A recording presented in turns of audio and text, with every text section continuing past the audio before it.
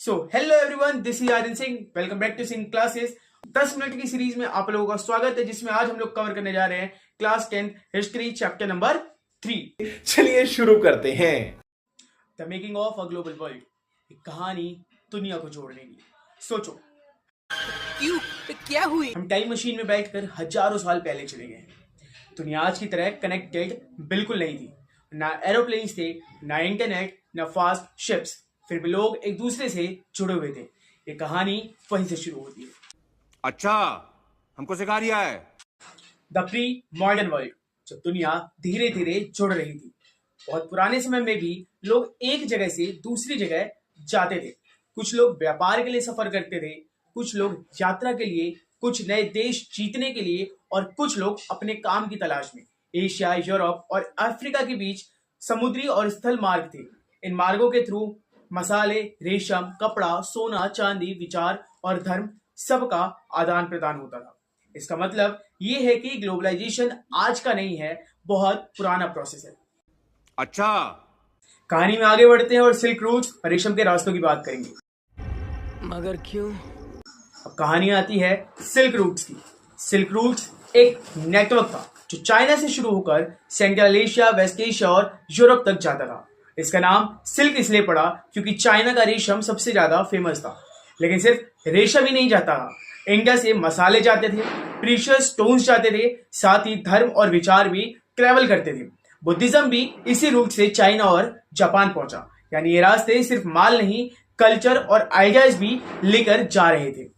खाना, हाँ, खाने के बिना तो कुछ भी नहीं है। तो चलिए खाने की यात्रा शुरू करते हैं। अब सोचिए, आप रोटी के साथ आलू की सब्जी खा रहे हैं, लेकिन क्या आपको पता है कि आलू की सब्जी इंडिया की है ही नहीं।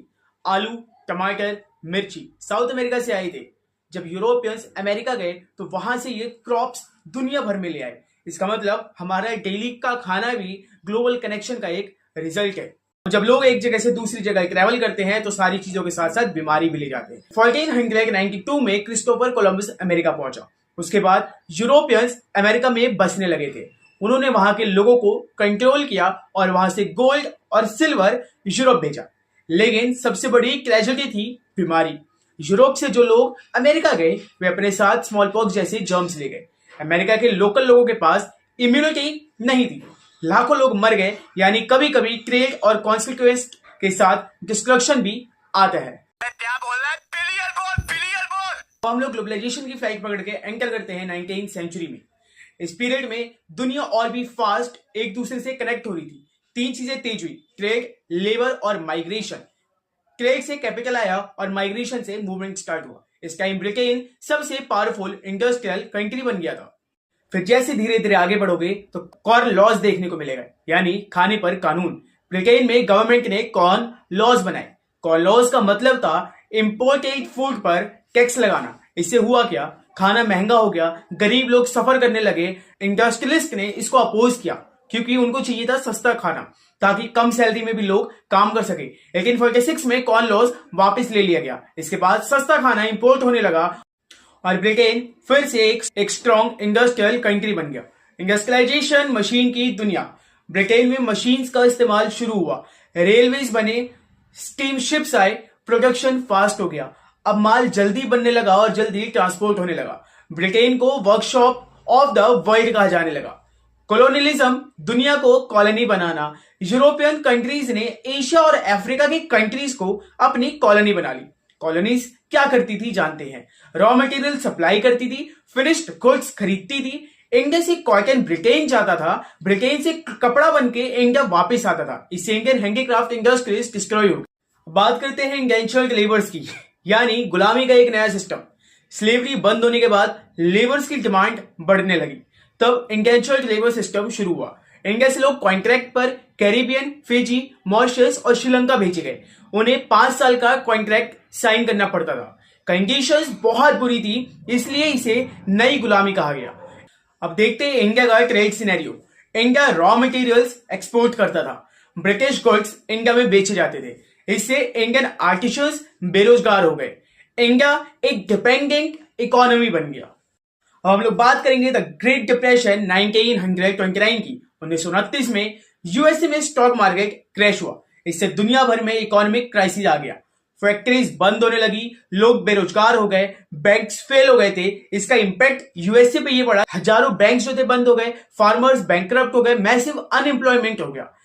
अब बात करते हैं कि आखिर इसका इंपैक्ट इंडिया पर क्या पड़ा था। इंडिया एक एग्रीकल्चरल कंट्री था, एग्रीकल्चरल प्राइस गिर गए, जो पीजेंट्स थे उनकी इनकम गिर गई और कर्ज बढ़ गया था।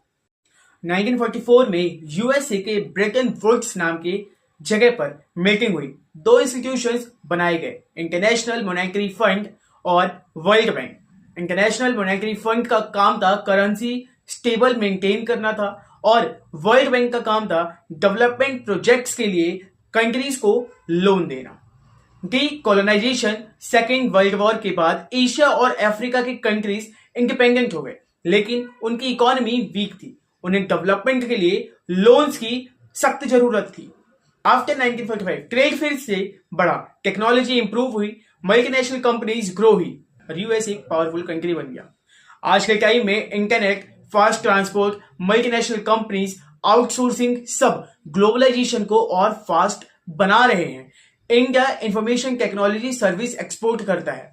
चैप्टर की अगर आप पूरी समरी देखोगे, प्री मॉडर्न ट्रेड से दुनिया कनेक्ट हुई, सिल्क रूट्स ने आइडियाज और माल एक्सचेंज किया, कॉलोनियलिज्म ने एक्सप्लॉयटेशन बढ़ाया, इंडस्ट्रियलाइजेशन से स्पीड बढ़ी, ग्रेट डिप्रेशन ने कोलैप्स दिखाया, ब्रिटेन वुड्स ने सिस्टम को रिबिल्ड किया और आज टेक्नोलॉजी ने वर्ल्ड को एक ग्लोबल विलेज बना दिया है। सो आई होप कि आप लोगों को ये समझ में आया होगा।